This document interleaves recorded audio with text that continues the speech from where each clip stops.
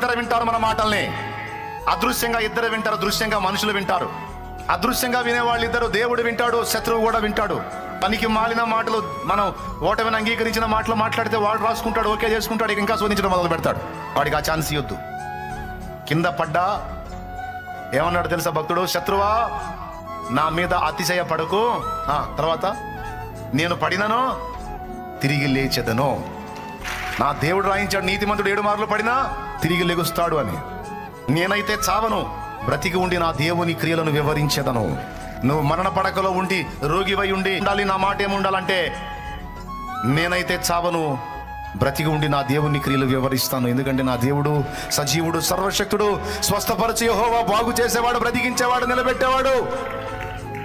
చెడిన అవయవాలను కూడా క్రొత్త అవయవాలుగా మార్చగల దమ్మున్నోడు నా దేవుడు. నేనైతే చావను, బ్రతికి ఉండి నా దేవుని క్రియలు వివరిస్తాను.